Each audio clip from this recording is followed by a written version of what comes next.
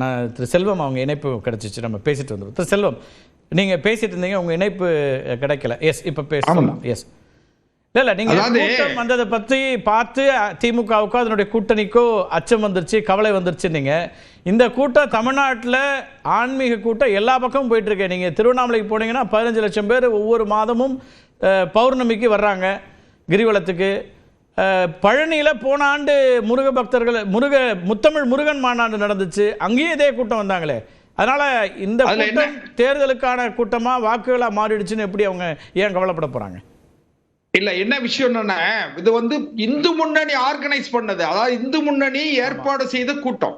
ஆமா, இப்ப திருவண்ணாமலையிலயோ சிறுவில்லிபுத்தூர்லயோ நடக்கிறது, ஒரு ஆன்மீக நிகழ்ச்சி நடக்குன்னு சொன்னா அந்த கடவுளை பின்பற்றக்கூடியவர்கள் நடத்துகிறது. இது முருக பக்தர்களுக்கான மாநாடாக இந்து முன்னணி அமைத்த ஏற்பாடு செய்த ஒருங்கிணைத்த மாநாட்டில் இவ்வளவு பெரிய கூட்டத்தை யாரும் எதிர்பார்க்கல. சரி, அவ்வளவு பெரிய கூட்டம் வந்ததுனால என்ன ஆயிட்டுன்னு கேட்டீங்கன்னா, இனிமேலும் நான் இன்னும் கூட என்னுடைய மரியாதைக்குரிய நண்பர்கள் பேசும்போது, திமுக நண்பர்கள்லாம் பேசும்போது திராவிடம் அது இதெல்லாம் சொன்னாரு. தந்தை பெரியார் அவர்களும் அண்ணாவுமே முரண்பட்டாங்க. பெரியார் கடவுள் இல்லைன்னாரு, கடவுள் இல்லவே இல்லைன்றாரு. அண்ணா என்ன சொன்னாங்க? ஒன்றே குலம் ஒருவனே தேவன்னு சொன்னாரு. அண்ணா டாக்டர் கலைஞர் அவர்கள் வந்து என்ன சொன்னாங்க? கோவில் கூடாது என்பதில்லை, கோவில் கொடியவர்களின் கூடாரமாக கூடாதுன்றாரு. அப்பவே கோயில் இருக்கலாம்னு சொல்லிட்டாரு. அதனால இப்ப போய் நீங்க திராவிடம் அந்த கம்பி கட்டுற வேலையெல்லாம் இனிமேல் ஒப்பேராது. ஏன்னு கேட்டீங்கன்னா, பெரியார மட்டும் எதிர்க்கலையாங்க, அண்ணாவே எதிர்த்திருக்கீங்க. நீங்க அண்ணா எதிர்ப்புதான் இன்னைக்கு சிக்கல. நான் ஒரே ஒரு விஷயம் கேளுங்களேன். அதாவது அண்ணாவை எதிர்த்து ஒரு 5 நொடிகளில் அந்த செய்தி வந்து கிளிப்பிங்ஸ் வரும்போது, ஏவி வரும்போது என்ன கேக்குறேன், சரி ரைட், நீங்க சொல்றது கரெக்ட். 5 வினாடிகள் யாருக்கும் தெரியாம வந்துருச்சு. இந்து முன்னணி அந்த அமைப்பினுடைய அவங்களுக்கான அறிமுகத்தை சொல்றதுக்கு போடுறாங்க, இதெல்லாம் புரிஞ்சு கொள்ள முடியுது. அதுக்கு பிறகு கூட்டணி கட்சியாக இருக்கக்கூடிய, தமிழ்நாட்டில் கூட்டணிக்கு தலைமை வகிக்கக்கூடிய அதிமுகவுடைய தலைவர் அண்ணா திமுக, அப்ப அவரை அவமரியாதை செய்து விட்டார்கள், இது தவறானது, இதை கண்டிக்கிறோம்னு பாஜக சொல்லுதா? ஒண்ணு சொல்லட்டுமா?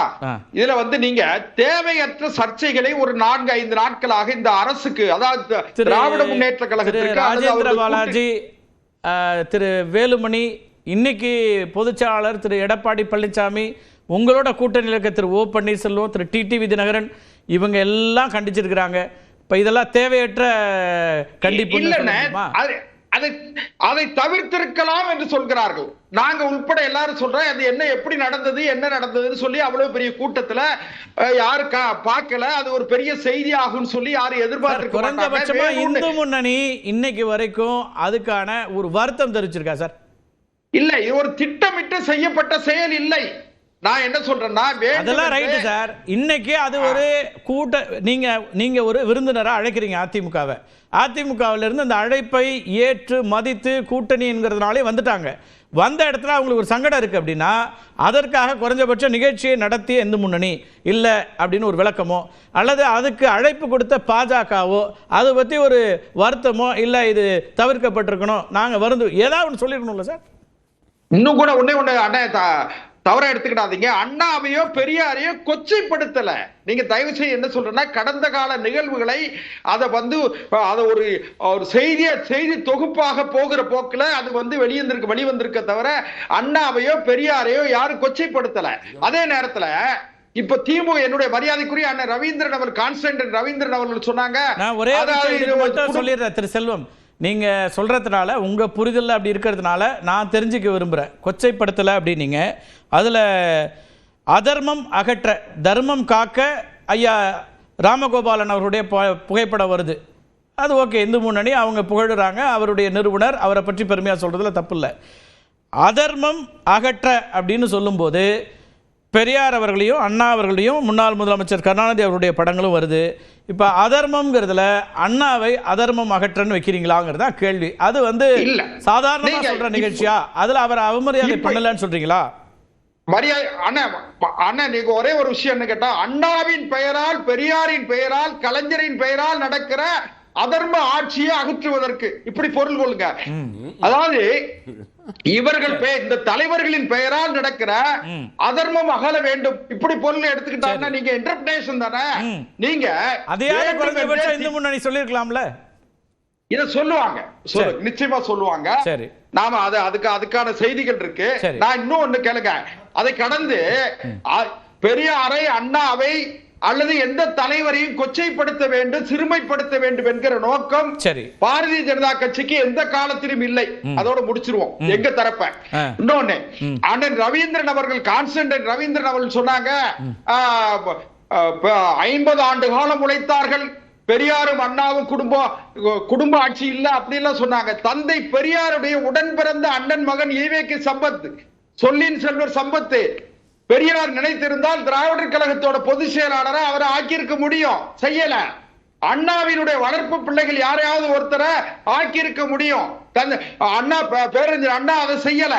ஆனால் இன்றைக்கு இன்பநிதி வரையும், அதே மரியாதைக்குரிய முதலமைச்சருடைய பேரன், மரியாதைக்குரிய துணை முதலமைச்சருடைய மகன் இன்பநிதி வரைக்கும் அரசியலுக்கு வந்தாச்சு. அதனால நீங்க குடும்ப அரசியல் இல்லை என்று திமுக தப்பித்து போயிட முடியாது. ஒண்ணு. ரெண்டாவது, நான் என்ன சொல்றேன், முத்தமிழ் முருகனுக்கு மாநாடு நடத்திய நீங்கள் ஆண்டவன் நாச்சியாருக்கு ஏன் மாநாடு நடத்தல? மதுரையில் இருக்கிற மீனாட்சி சுந்தரேஸ்வரருக்கு எதுக்கு நடத்தல? தஞ்சை பிரகதீஸ்வரருக்கு ஏன் நடத்தல? அதனால நான் என்ன சொல்றேன், நீங்க இந்து முன்னணியும் பாஜகவும் ஏன் நடத்தலன்னு அவங்க திருப்பி கேட்டா எப்படி இருக்கு சார்? என்ன சார் இது? அவங்க என்ன சொல்றாங்க? இன்னைக்கு முதலமைச்சரே சொல்றாரு, திரு செல்வம் என்ன சொல்றாருன்னா, நீங்க ஆன்மீகத்துக்கு எதிரானவர்கள் நாங்கன்னு சொல்றீங்க, ஆனா 3000 கோவில்களுக்கு, திருக்கோவில்களுக்கு குடமுழுக்கு நடத்திருக்கு இந்த அரசாங்கம் அப்படின்னு சொல்றாரு. அப்ப திட்டமிட்டு, அதாவது கடவுளின் பெயரால இங்க நீங்க வந்து அரசியல் செய்றீங்க அப்படிங்கிறாரு. கடவுள் பெயரையே மிஸ்யூஸ் பண்றீங்கிறாரு. இல்ல, நீங்க என்ன பார்க்கணும்னு கேட்டீங்கன்னா, இந்து சமய அறநிலையத்துறை என்ற அந்த துறையில வரக்கூடிய வருமானத்தை வைத்து அந்த கோவிலுக்கு புனரமைப்பு செய்வது என்பது பெரிய அதிசயமான விஷயம் கிடையாது. நீங்க இஸ்லாம் மார்க்கத்தில் சார்ந்த அந்த மதராசாக்கள்ல இருக்கிற அந்த சொத்துக்களை எல்லாம் எடுத்து நீங்க ஒரு பொதுப்பணி செஞ்சிட முடியுமா? அதே போல தேவாலயங்களில் இருக்கிற நிதிகளை, தேவாலயங்களுக்கு வரக்கூடிய நிதி பொது கணக்கில், அரசாங்க கணக்கில் செலவு பண்ணிட முடியுமா? கிடையாது. நான் ஒரு செய்தியை மட்டும் சொல்றேன். டாக்டர் கலைஞர் அவர்கள் 1952ல பராசக்தியில ஒரு வார்த்தை வசனம் சொன்னாங்க, கோவில் கூடாது என்பதில்லை, கோவில் கொடியவர்களின் கூடாரமாக கூடாது. நான் பூசாரியை தாக்கினேன், நான் பக்தர் என்பதற்காக இல்ல, பக்தி பகல் வேஷம் போடக்கூடாது சொன்னாரு.